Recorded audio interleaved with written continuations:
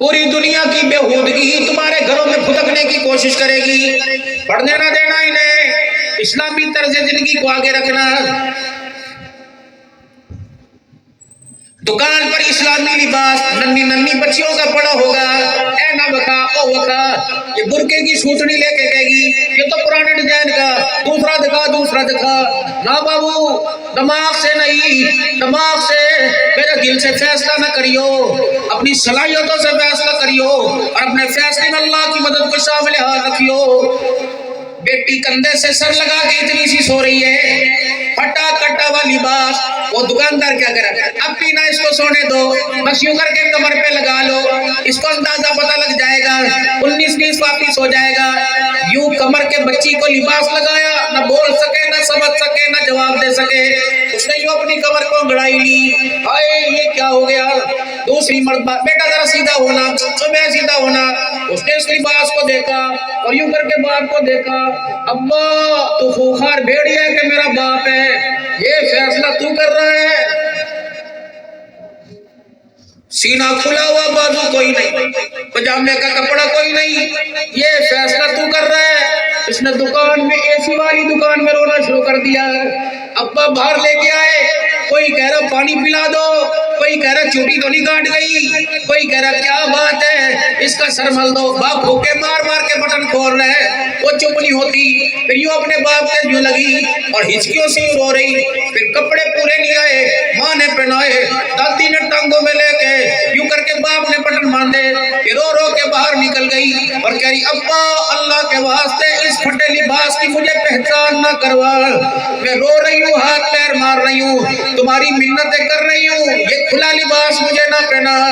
आज ये लिबास तूने अपनी मर्जी से मुझे पहनाया, कल 18 साल की उम्र में जब ये लिबास मैं अपनी मर्जी से पहन के आई, खैरपुर में तेरा जनाजा निकाल के रख दूंगी, तुझे सर उठाने के काबिल नहीं छोड़ूंगी। फिर मेरे भाई कहेंगे दुपट्टा ले दुपट्टा ले, मैं कहूंगी बेशर्मो, बचपन में नंगा सर तुमने किया था, दुपट्टा मैं कहां से पहचान करूं। कोशिश करना अपने बच्चों की खुराक का सोच समझ के फैसला करना। दिल आम खाने को भी करेगा, दिल बर्गर खाने को भी करेगा, दिल आइसक्रीम खाने को भी करेगा। खुदा के वास्ते लुकमा वो हलक न उतारियो जो लुकमा अंदर गिजा, बल्कि माँ बाप की पहचान करवा सके, अल्लाह रसूल कुरान की पहचान करवा सके। अगर अंदर जाने वाले लुकमे ने खुदा मुस्तफा से दूर कर दिया तो मौत के वक्त ऐसा वक्त आएगा, दुनिया कलमा पढ़ाएगी, जुबान पे कलमा तैयबा भी कोई नहीं आएगा। ये फैसले आपके थे।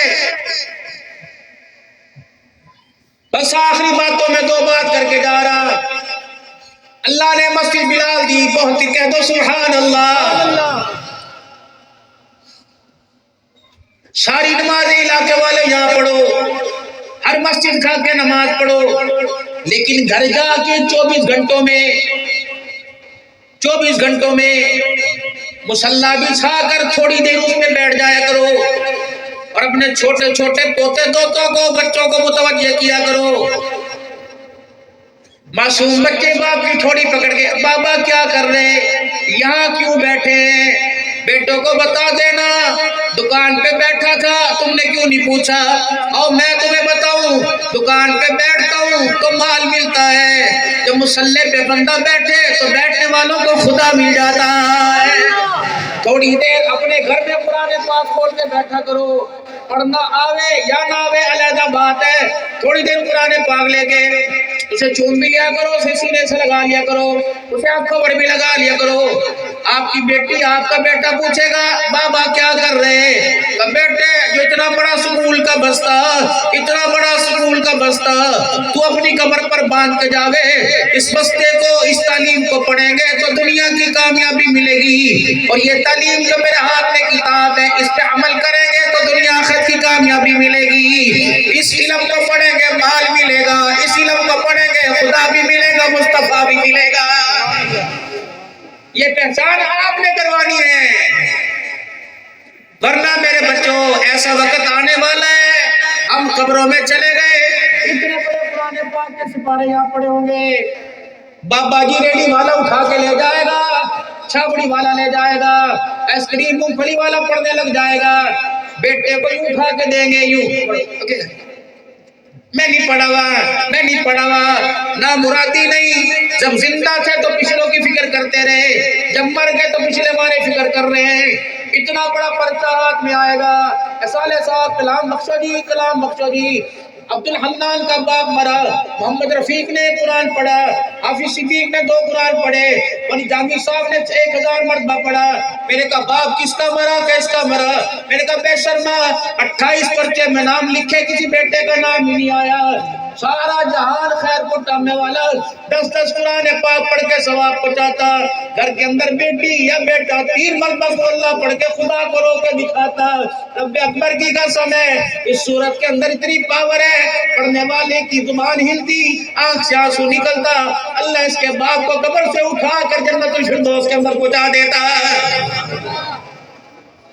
رمضان المبارک میرے محترم آ رہا ہے، اس رمضان المبارک کو ابھی سے اس کی پلاننگ کر لو، ابھی سے اس کی سوچ بچار کر لو کہ میرے رمضان المبارک کیسے گزارنا ہے، میں نے کتنا سونا ہے اور میں نے کتنا کھانا ہے، میرے گھر میں سے کتنوں نے گھر میں اعتکاف کرنا اور کتنوں نے مسجد میں اعتکاف کرنا ہے، اور میں نے اپنی ڈیوٹی کس طرح بانٹنی ہے، آج قبرستان کون جائے گا، کل کس نے جانا ہے، آج تراویح میں میرے کون مسجد میں لے کے جائے گا، کل کون لے کے جائے گا، اس طریقے سے کہ ہم گھر کے 5 افراد ہیں، ہم نے کم از کم 5 لاکھ مرتبہ درود شریف پڑھ کے چاند رات کو حضور کے روزے میں بھیجنا ہے۔ گھر میں کتنے افراد ہیں، یقین جانو مولانا عبداللہ صاحب آپ نے تو دیکھا ہوگا، جامی صاحب پہلے 60 واٹ کے چمکیلے بلب ہوا کرتے تھے، مسجد میں قرآن کے نسخے کم ہوا کرتے تھے، ایک دوسرے کے پیچھے لائن میں بیٹھے ہوتے تھے، بس کر یار مجھے پڑھنے دے، بس کر، لوگ بحث کرتے تھے، اب قرآن پڑھا رہتا ہے، پڑھنا تو دور کی بات، کوئی ہاتھ لگانے کو تیار نہیں ہوتا۔